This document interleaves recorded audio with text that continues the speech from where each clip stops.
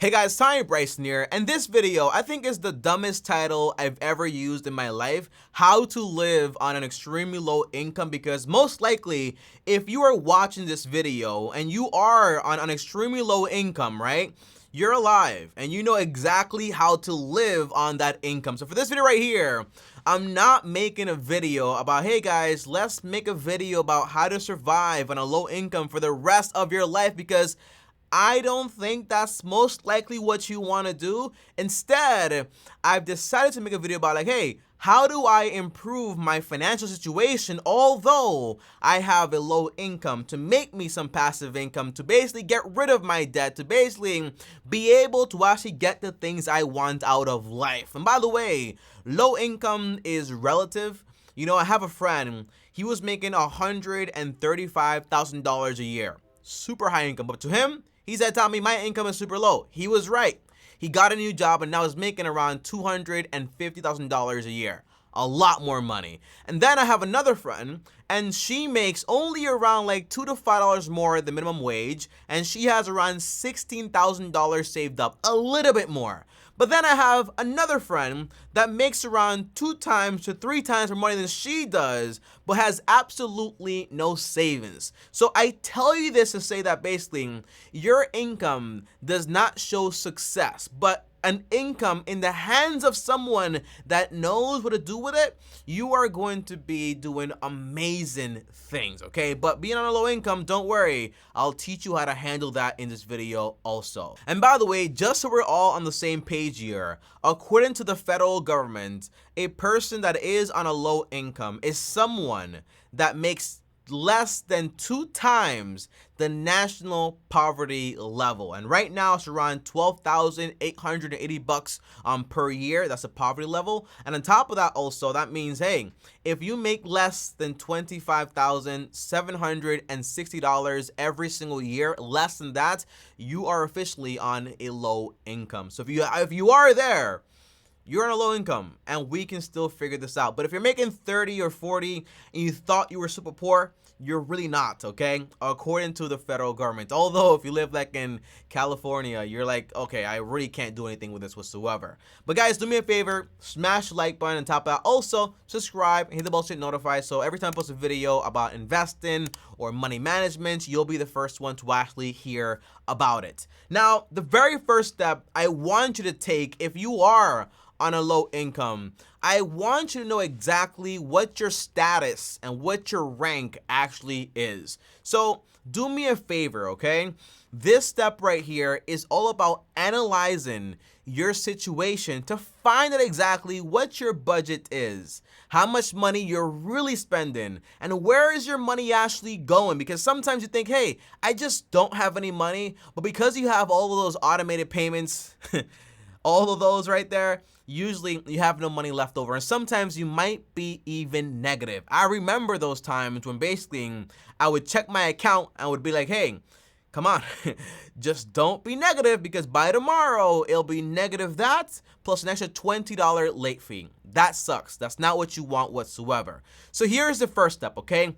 First step is I want you to make a list of every single expense you actually have. And then I want you to put it into one of 2 categories, okay? And that is, for example, this expense right here is in need, meaning I actually need it to actually live. And usually you only have 4: shelter, utilities, groceries, and transportation. Everything else is going to be in the next category, which is basically wants. Everything you want, but you don't really need. Now, before you click off this video and you say, Tommy, I know where this is going. You're going to tell me to get rid of all of my wants, including Netflix and my Hulu and my Spotify and iTunes, and I just can't deal with that, okay? I want to drink my Starbucks coffee every morning, and that's fine. I'm not going to ask you to live like a monk, but I want you to be very aware of where your money is going. That way you're not BSing me or BSing yourself. So if you know, hey, I'm consciously making the decision to buy this want, then I'm happy, and you should be happy too, because you are self-aware of what you're actually doing. But this way you can't say, I just don't know where all my money is going. No, you know exactly where it's going. And yes, till this day, I do still have some wants in my budget, okay? Amazon Prime is a want in my budget. If I want to have, for example, a manga reading thing, I like anime, kind of like a nerd. Guess what? I have that there, $2 a month. Okay, I choose to pay for that. I'm not going to eliminate everything, and neither should you if you don't want to. Now, the second step is I want you to write down all of your income, your monthly income. Now, when I say income, I don't mean to say, hey, Tommy, I make $5,000 and that's how much I make. But then you forget to mention, Tommy, well, after taxes, after Social Security, after this and that and this and that, I actually make around $3,000, okay? So no, I want you to tell me exactly what your net income is every single month. And for those of you that do jobs, for example, like Uber Eats and Lyft and jobs that basically you can't really pinpoint exactly your monthly income, well, just use the lower numbers, okay? So if on average you make between $2,000 to $3,000, use the $2,000 figure, because that way you're always underestimating your income. So when you do have a good month, you have extra income to do whatever you want with, okay? That's the idea. Now, the last step I want you to take here is I want you to list all of your debts. That means credit card debt. That means your car payment. That means everything, including the mortgage, okay? Every single debt you have, I want you to list it. And not just that, I also want you to find out exactly what the APR actually is, aka how much are these lenders charging you to lend you this money.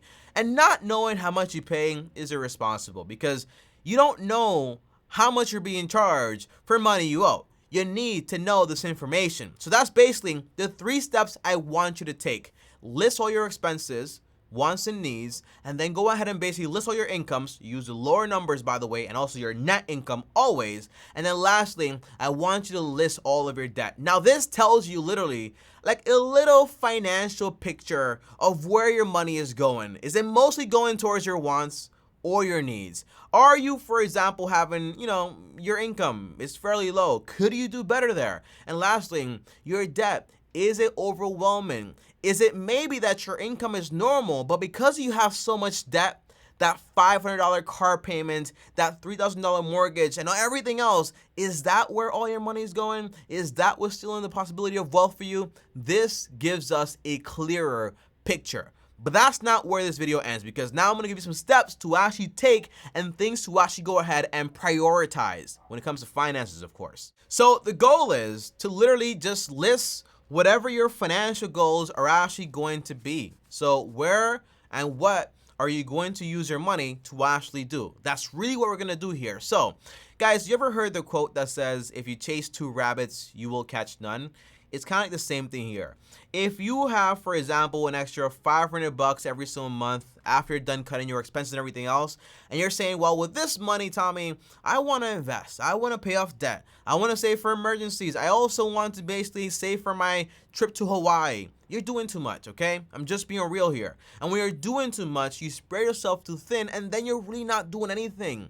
And that's not what you want. The whole point of this video and trying to get a financial freedom is just that whatever I do right now, I want to see results.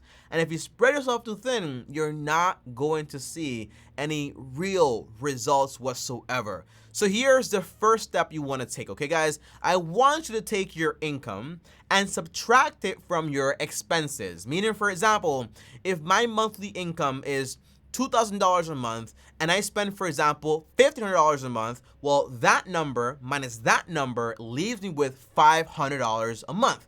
That's the idea. Now, if you are negative, meaning, hey, are you above water or are you below water? Do you have extra money left over or do you not have extra money left over? That's the idea here. If you're negative, it means that you spend more money than you actually make. That's bad, okay? It's kind of like trying to fill a bucket, but you have a massive hole. It's impossible to fill the bucket, okay? So you have 2 options here. You either have to, for example, hey, I'm going to keep this expense. I don't care.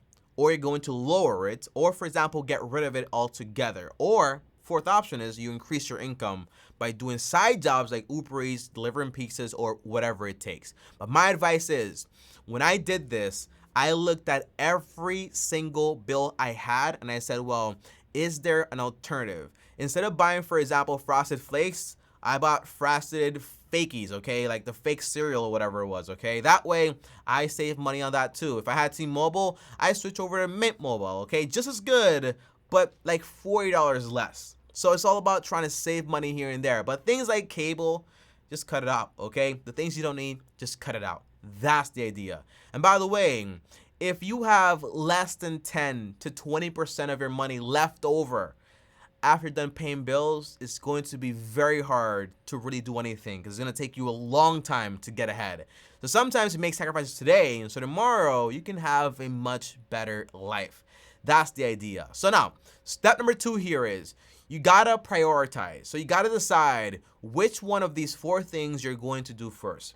Are you going to pay off your debt first? Everything except the mortgage, because the mortgage takes way too long. So everything except the mortgage, like the credit card debt, personal loan debt, student loan debt, all those things, are you going to focus on that first? Or are you going to save for emergencies first? Or are you going to start investing first? Or are you going to start saving up for a property? Most people, again, they try to do all 4 at the same time and they basically spread them too thin. And before you know it, they're not really doing anything. My advice would be pay off your debt first because you're being charged interest on that. So even if you do make money with investments, it's going to cancel out. So it's not really worth it. And then once you're done with the debt, which might take you, by the way, being honest here, might take you a week, might take you a month, might take you a year or 2 years, or even 5 years. It all depends.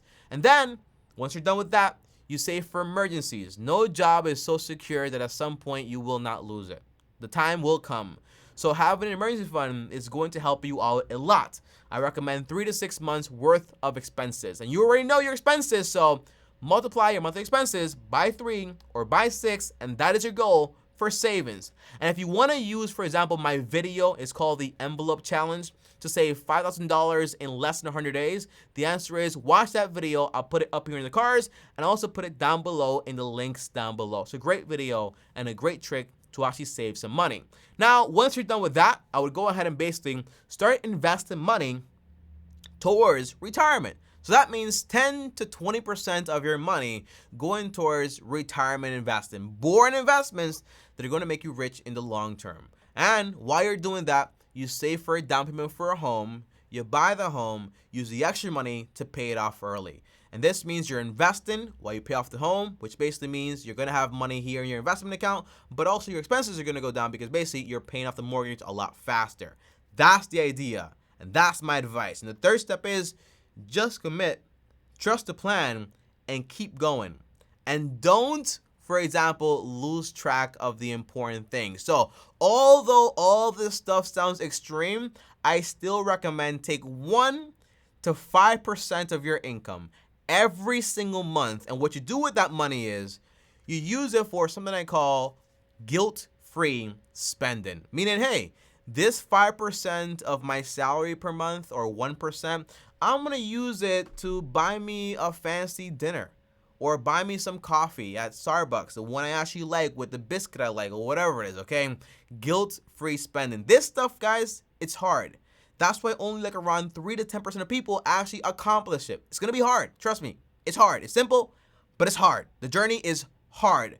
So it's important that while you're actually doing this, you have fun and you enjoy the journey. Now, that's not it, guys, okay? Because before I go, I want to give you some extra tips. That way, you walk away with more than you bargain. And that's a great deal if you ask me. So here are some extra tips here, okay? First of all, if you have a credit card, stop carrying it around so you don't spend any money. And on top of that, also, if you have a credit card, for example, automatically listed on your favorite, most frequently shopping sites like Amazon, take it off because basically it does tempt you, and before you know it, you're spending money like crazy. On top of that, follow the 3-day rule or the 72-hour rule, which basically means whatever I want to buy today.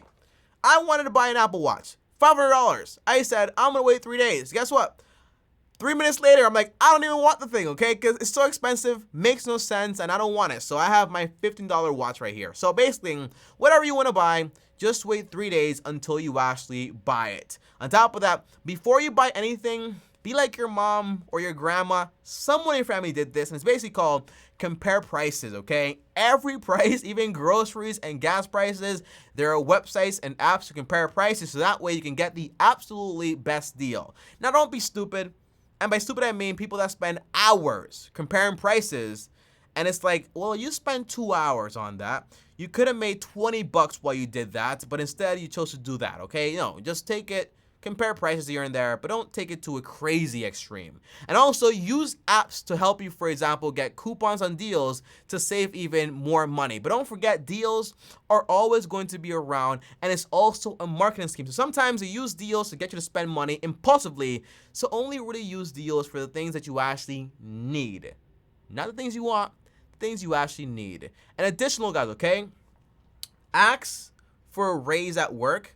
That works. That helps. There's a guy on YouTube called Ramit Senti, and he also has a website called, for example, a blog. It's called I Will Teach You to Be Rich, and he talks about how to go about asking for a raise. If you have a low income and you're able to raise your income by $5,000 or $10,000, guess what?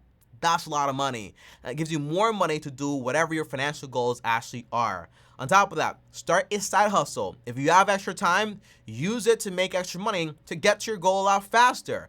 Third thing here, free activities. Again, this whole thing does not have to be miserable. So if you join, for example, meetup.com, you hang out with people that are like-minded, join a community also, by the way. That way you don't feel like alone in this journey, because, by the way, most likely you're gonna be the only person in your family trying to do this, because it's very rare, and people that do this are kind of weird, honestly, just like I'm weird. So, join a community, do free things, have fun, enjoy the journey, and don't really, get too crazy about it, okay? Just follow the plan, but enjoy yourself at the same time. And guys, that's my time. That's all I have, and I hope this video helped you a ton. And if it did, leave me a like. On top of that, also comment down below any questions. I answer the comments. I'm always in the comments. So questions you have, whether you think it's stupid or not, I want to answer it. If you don't know, I want to help. That's my job. That's why I'm here. So ask away in the comments down below. On top of that, if you want to DM me on Instagram at TommyBryson. Or, for example, if you want to call me, I have a free call link down below to call me for 15 minutes for free. Link down below. Call me. And lastly, more content here. And here's my face. Click and subscribe. And peace out. Long-term team is officially out.